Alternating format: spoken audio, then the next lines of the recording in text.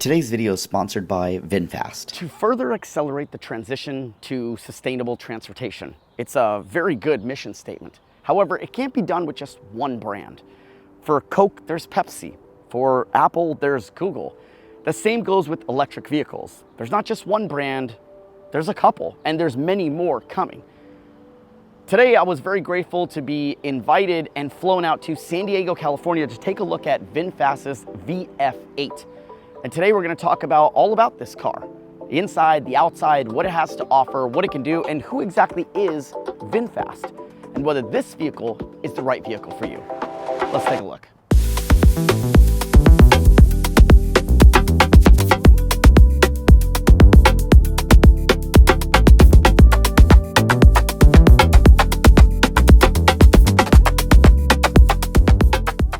Okay, the model that we're looking at today is the City Edition. This is their City Plus Edition. There's also an Eco version as well, and so it just depends on some of the trim levels as well as the battery pack. There's a smaller battery pack and there's a larger battery pack. Now with this one, you're gonna see very slick stylings. The overall look of this vehicle is like your standard SUV, but you can see there's a lot of attention to these angled lines that go over the car that just give it really nice premium look. There are side lines that go down the car as well. You've got air vents right up here.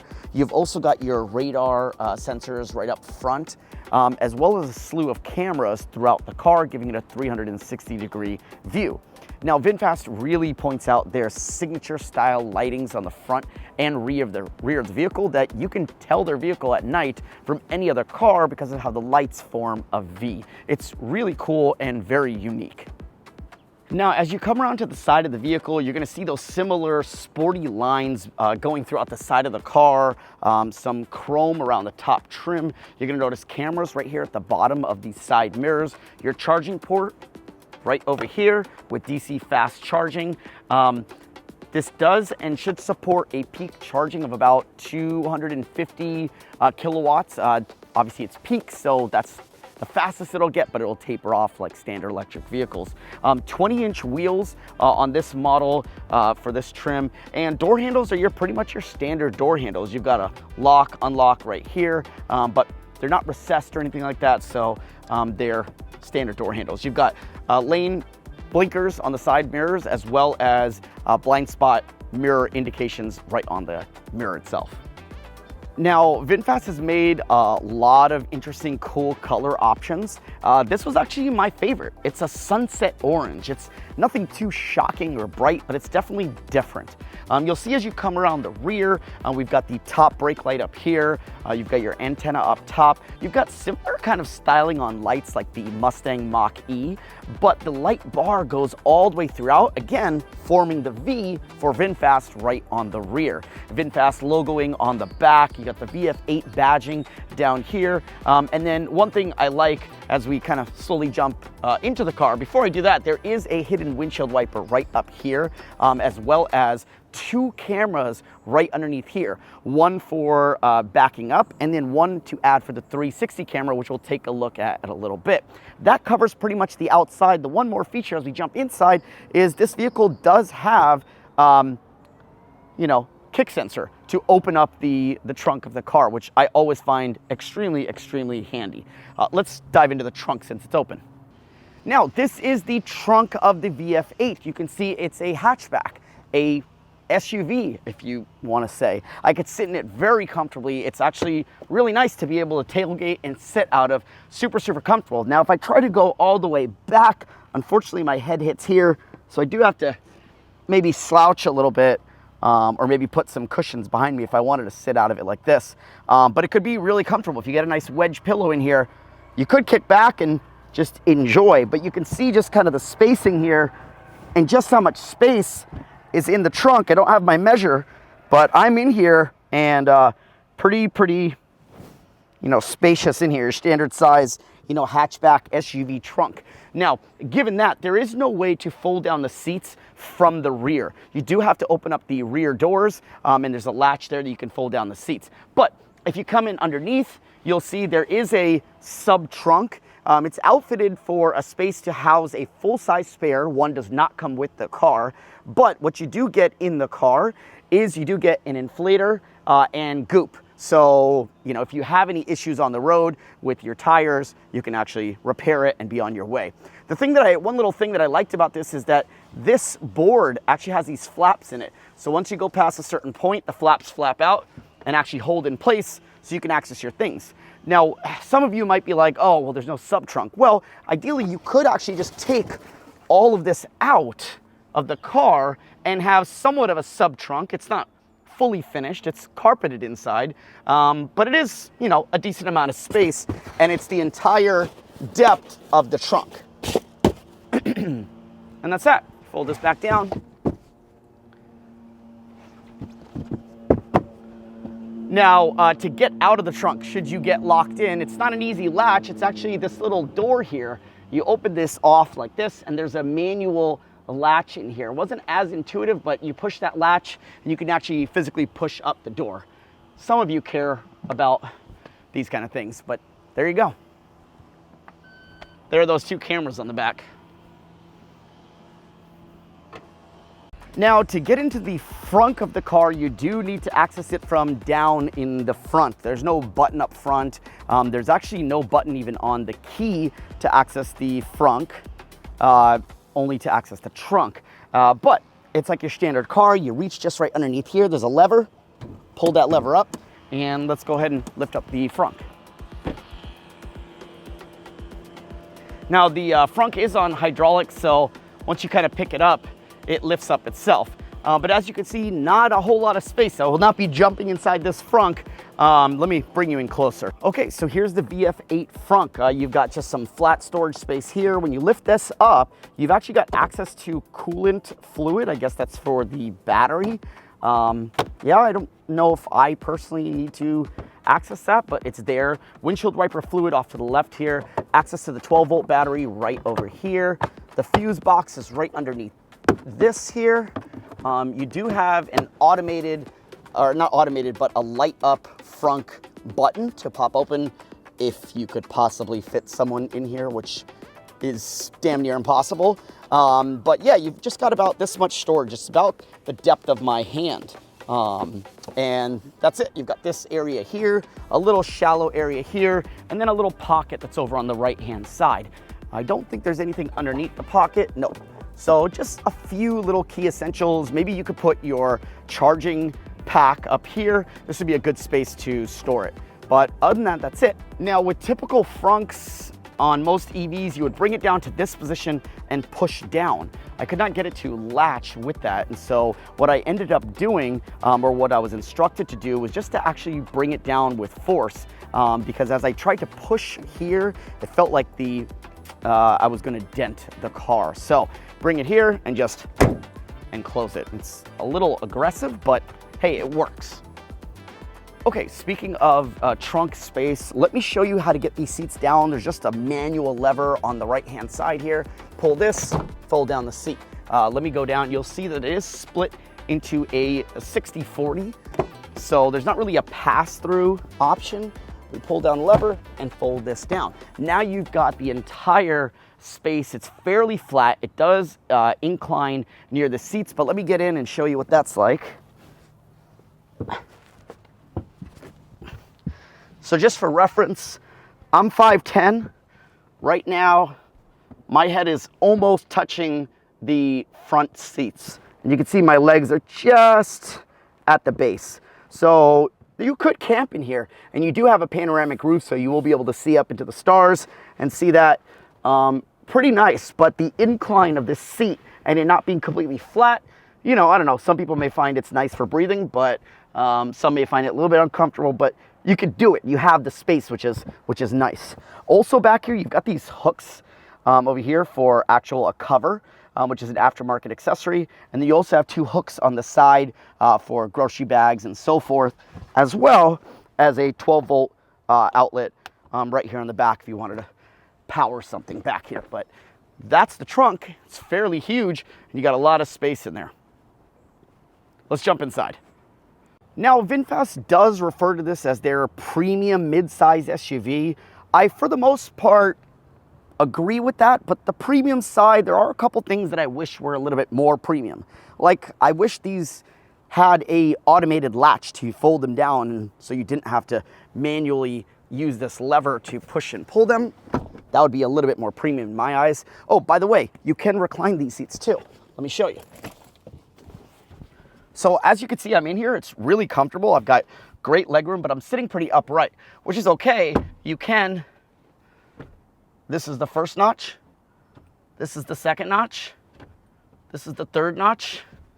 And this is the last notch. And now I'm reclining really far back. You can't even see my head anymore. And I'm good. And this is, I mean, I've got what? More like a fist and a half room between the seat in front of me, and that's my driving seat. Again, I'm 5'10". I'm fitting pretty comfortably. There's more, maybe a little bit more than a fist of headroom above my head. I've got the panoramic roof. You've got this side armrest that you can fold down. It's got these pop-out cup holders that you can leverage and use that are adjustable. But otherwise, pretty roomy back here. And the best feature in the rear is that it's ventilated and heated. Most seats are heated in the front, and then you get heated in the rear. And then if you're going premium, you get ventilated, heated in the front, and only heated in the rear. But this takes a notch step further. All 4 seats, front and passenger, 4 seats have heated and ventilated seats. That's amazing. If you're in warmer climates, it's like a must-have. You've got rear vents back here right in the middle. I'll show you that, as well as 2 USB-A's and a 90-watt USB-C port, which is incredible because you can power your laptop right from here. 90 watts. I can power my, I have my MacBook. Let me try. Okay, so I talked about the power in the middle center armrest, and it's got a 90-watt USB-C port. So I'm gonna plug this in to my laptop, no charging brick, and plug it in, and boom, we're charging. Amazing. It's absolutely amazing. We are charging, and 90 watts should charge up pretty quickly. This is a 14-inch M1, I think. Yeah, you can charge up your computer right in the back here. Now on the front doors, of course, you've got your door handle, you've got your tweeters, your mids, your speakers up there. You as well have access to all 4 windows and a window lock right here. Now, one little interesting thing, let me turn the car on. The windows are auto down for all 4 windows, but not auto up. So you do have to hold it, even though there is a 2-notch, so it should be auto. So maybe, I don't know, software issue or something like that to get them to all come up oh, the rear one just went up automatically. So maybe I'm doing something wrong. Let me check the other windows. The rear windows seem to go up automatically as well as drop automatically, but the front ones go down automatically, but not come up automatically. I don't know. It's a small little thing, but you guys got to know, right? All right, let's jump on the inside. Okay, so here I am in the driver's side here. You'll see I've got access to move the seat back, forward, angle up, angle down. You've also got access to your rear recline, and then as well, lumbar support where you can bring it up, down, in, and out. You've got this pouch here, which growing up, I always called it the change pouch. That's where all your change lied, and you would use it to pay toll, at least on the East Coast. You've got manual vents, so nothing fancy there. You've got 2 stalks on either side, one for your left turn, right turn, blinkers, parking, high beam, and so forth. And then on the right-hand side here is your windshield wipers. That's pretty standard. On the steering wheel, let me turn this around. So on the steering wheel, you've got your standard horn. That's what it sounds like. As well as you've got your cruise control, your ADAS, you know, speeding up, speeding down, voice command, phone calls, and so forth, and navigating through the menu. There's a total of 4 vents up front, 2 flanked on either side of the driver and passenger, and then 2 in the middle. Pretty standard. On the inside of the vehicle, it's pretty standard. Let's run through the center console here. Okay, the center console, you've got a USB-A, two USB-A ports up front. One seems to be for data, one seems to be for battery. There is also wireless charging. If you just lay your phone right down there, it will begin to wirelessly charge. You've got your gear selector here, which is a little bit different. I'm very used to it being as one of the stocks. But here, they're just buttons. Just press the buttons to go into that gear. You've got your door lock and unlock button right here. Your emergency blinkers here, and then volume and turning on or off the infotainment. You've got a glove box over here that you do have to reach over and unlatch. But outside of that, just very basics up front. The materials are nice. It's clean. You know, you got some of this kind of shiny plastic, which can develop scratches and shows a lot of lint and dust. But, you know, it is what it is. Here you've got this really nice black fabric, which just, you know, helps to keep, you know, fingerprints off and things like that would show, because these are pieces that you're constantly touching. But you've got, you know, these touch LED lights. You've also got your microphone, and then you've got an SOS emergency button right on top there. Okay, for some, the infotainment menu is the most important. So let's cover what VinFast has in theirs. You'll notice it's got a really clean layout, very similar. On the left-hand side, you've got access to your car controls very quickly and very easily. If I press a side mirror, it immediately gives me access to adjusting that mirror. Similar to what you've seen in other vehicles, you're using the controls on your steering wheel to quickly adjust it. Quickly adjust the left, quickly adjust the right, and be able to fold and unfold the mirrors. But you just see how easy it is to access that stuff. If I wanted to pop open the trunk, click it here, it pops open. Now, the trunk is automated, so you can open and close it. That is not likely for the frunk, because that is not a automated frunk, it's a manual frunk. Now, we can swipe this to the right. That will show you your PSIs of your tires, as well as the temperatures that are going on there as well. If we swipe one more, it'll actually show you who's in, who's got their seatbelts on. Yes, I have my seatbelt on. And really quick access to those things right there, whether the charge door is locked and unlocked and so forth. Now you can go in here and quickly access the lights. What I'm seeing here is like very quick access to some of the core functionality. In 2 clicks, I can turn my lights on and off. For filming this video, I've got the parking lights on because the lights of the VinFast VF8 are really, really nice. So being able to adjust that, you've got really nice artwork here. You can go into drive modes. Now, VinFast does offer different drive modes. You can go into eco mode, normal mode, or sport mode. Now, one thing that you'll notice is that as you go through these different modes, you'll see that the battery doesn't change. So they're not estimating that if you're in sport mode, you're gonna have less range.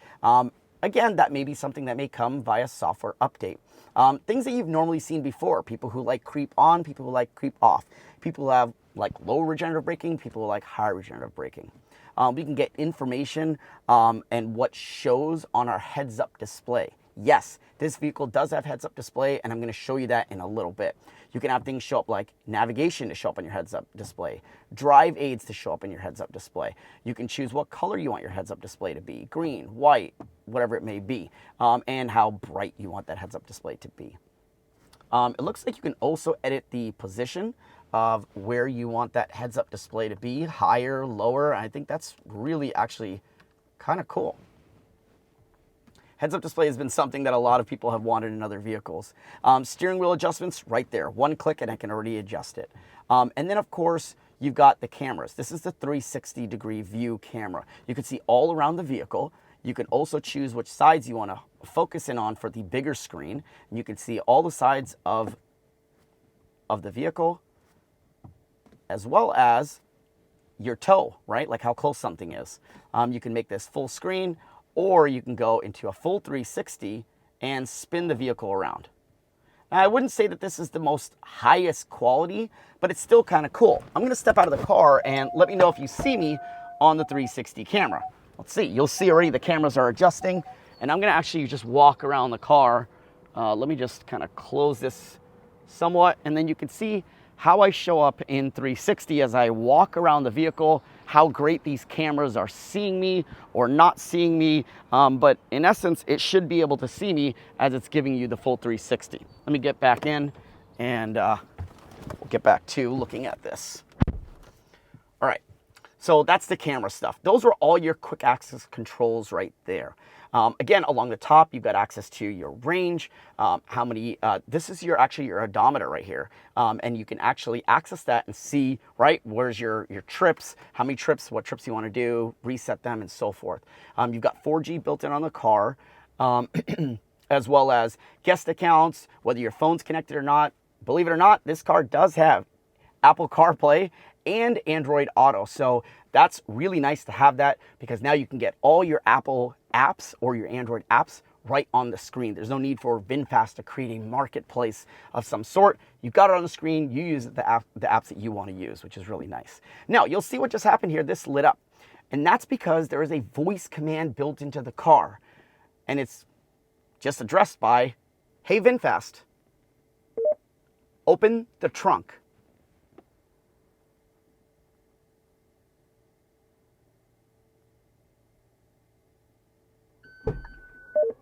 Okay, so you can see it did it. It did take a little bit longer than I would have liked it to, but that's kind of cool. Let's close it. "Hey, VinFast, close the trunk." That was a lot faster. So what's really cool is that not only do you get access to the "Hey Vin" command, you also get access to Alexa as well. That is built into the car as well. So if you choose to use that and tie it into your smart home, you can do that.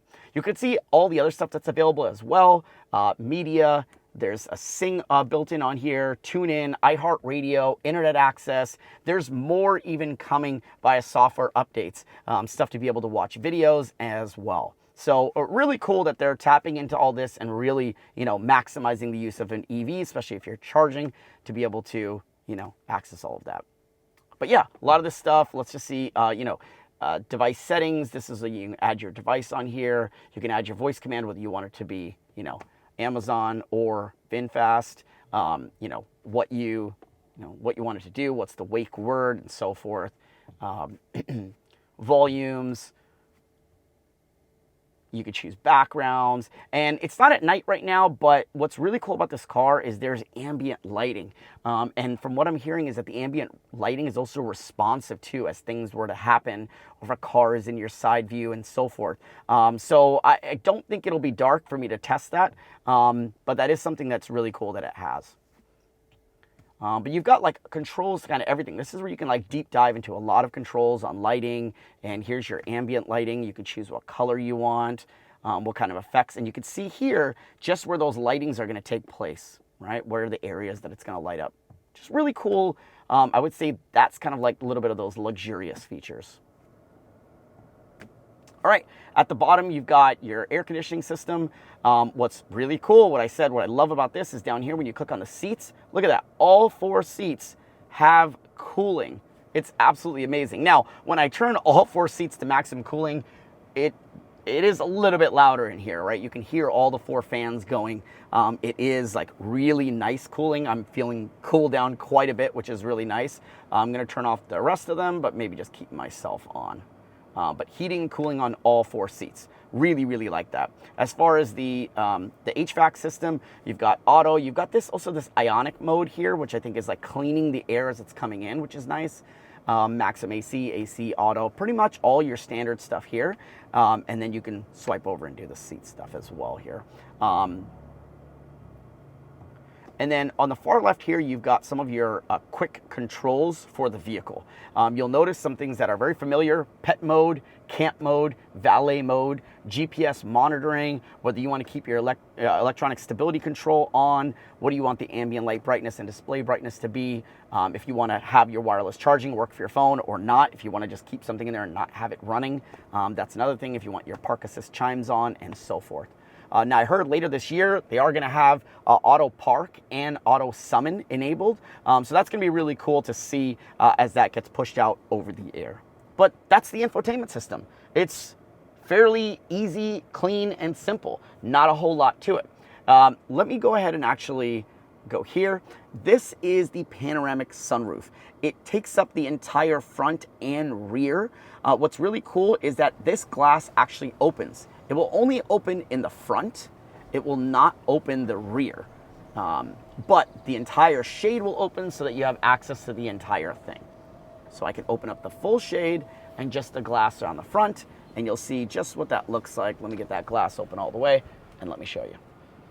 So that is the exterior and interior of this pretty slick luxury mid-size SUV from VinFast, the VF8. Let's jump in. I'm gonna take it for a drive. I'm gonna get you my feedback. I'll turn the camera on inside and show you all about what it's like to drive one of these, my thoughts and opinions on it, and then we'll come back and wrap it up. Okay, now we are driving in the VinFast VF8. We're on the freeway. General noise on the freeway is pretty standard. It's not a super premium, quiet car, but it is a nice drive. It's an SUV drive, so you feel a little bit higher, a little bit kind of tougher. The vehicle feels solid driving on the freeway. It doesn't feel weak. I don't feel unsafe. I love the heads-up display. It's so convenient. I never thought how vitally important it is to be able to see things like, I can see that I'm in drive, I can see my speed, I can see the speed limit of the road that I'm on, I can see my car in the lanes, I can see if I'm drifting lanes. I don't know.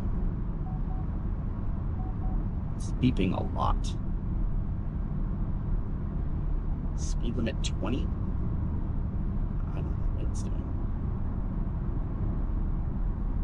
I can see how much percent battery I have left. It's just, it's pretty good. I love this heads-up display. It's absolutely amazing. I wish that every electric vehicle that is going to the center screen would have something like this. But yeah, otherwise, I love having CarPlay. I love being able to see everything on my screen. Generally, the drive is really nice. Now, it does have an ADAS, which keeps you in the lane. Is a traffic-aware cruise control, so it will slow down as cars in front of you are slowing down, and so forth, which is really handy. It's activated right here on your steering wheel. You've got a little VinFast steering wheel here. You just double click it, and it will maintain the speed, maintain you in the center of the lane, and so forth. Really, really good. They've done a great job here. I feel very comfortable driving the car. Got, armrest here. Yeah, not really much negative I can say about the driving experience in here. So I do have the VinFast traffic aware cruise control and ADAS system driving right now. There's a steering wheel, a VinFast steering wheel icon right on the steering wheel, and you double press that and it activates. Right now I'm not steering the car. It's monitoring the lane markings, keeping a distance from the car in front of me. I can see that information actually right on my heads-up display. I can see how many car lengths I am behind the car.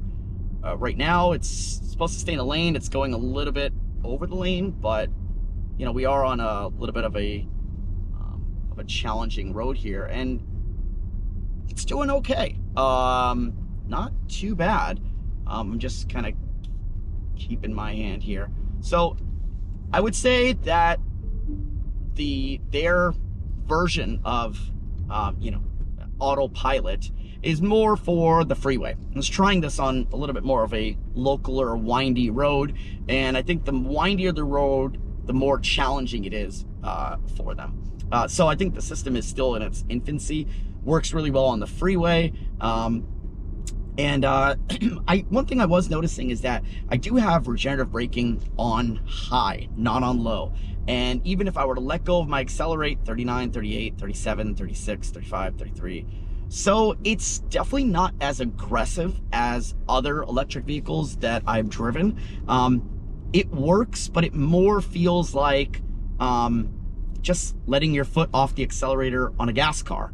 You're slowly coming to a stop, maybe slightly more aggressive than a gas car, but definitely nothing like some of the other EVs that I've felt where you let it off and it feels like you're punching those brakes.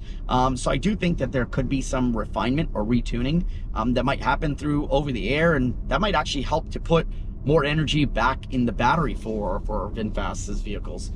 So I do think that there's the regenerative braking could be stronger. It is definitely on the weaker side. The car, not in an area right now where I can punch it. But actually, we're stopping at a stop sign here, so let's take a look how that feels. We're gonna bring the car to a 0. And I'm gonna punch it. I mean, it's quick, it's got that instant torque, but it's not throw your head back in the seat, make you want to vomit all over the place type of speed. It's quick, it's electric. This is an all-wheel drive vehicle, so you have that benefit of being able to go anywhere. If you want to go to the snow and so forth, you have the power there. Yeah, but overall, it's a really pleasant drive. The car feels rock solid. I mean, I'm taking it on these curves. It's not feeling like it's, it's not feeling like it's flimsy. There's no creaks, there's no noises. It's the materials and stuff like that have been done well in the vehicle. It feels good. I feel super comfortable in my seat as well. Positioning of the steering wheel, everything feels really good in here. Enjoying my drive so far. Okay, let's wrap up the VinFast VF8. Let's talk about what I didn't care much for. I didn't care much for that the regenerative braking was somewhat limiting. It wasn't a strong regenerative braking. It was what I consider a little bit of a weak regenerative braking. Now, that could be tuned via software, but the car never came to a complete stop. So it lacks a hold feature, and that means regenerative braking brings you all the way to a complete stop, and your foot never really has to touch the brakes. I was using the brakes quite a bit in this vehicle. Number 2, I found my wireless charging experience with my phone in the car wasn't really actually charging my phone. Now, it might have been because of my case, or maybe I just have a faulty wireless charger, but that wasn't working. Number 3, I had a lot of alerts and beeps and noises going on while I was driving. A lot of that is due to the safety mechanisms that are built into this car. Lane assist to guide you if you're drifting out of your lane, corrective measures, speed limit signs and bleeps and bloops and blops. I ended up turning a lot of that stuff off because it was just a lot of noise and it was very distracting to me. That's what I didn't care much for. And then, of course, I wish that the front had a little bit more storage space. But with that being said, what I like about this vehicle is that it's a great option for a mid-size SUV in the EV market space. There's not many in that category, and this vehicle starts at $50K, which is a very reasonable price for what you're getting. I think best bang for the buck is really what you're getting here. You're at a pretty decent price for an SUV, ample space, heating and cooling seats throughout the vehicle, good trunk space. It's quick, 0 to 60 around 5 seconds. A great infotainment system that has Android Auto and CarPlay. Also, get this, our route that we went on for our drive was all planned out in Google Maps. But it was very easy to open that Google Maps on your phone and then use CarPlay to have it be right up on your screen. There was no moving around. You had all the waypoints. You could delete waypoints, add waypoints, but that was really handy, and that's why I'm a big proponent of Apple CarPlay for all vehicles and Android Auto. So with that being said, is this the vehicle for you? If you're looking for a sub 50K electric SUV, this is a great option. It's roomy, you got heated and ventilated seats all throughout the vehicle, plenty of trunk space, you've got a foot sensor to open up the trunk. It's roomy, it's simple, it's clean.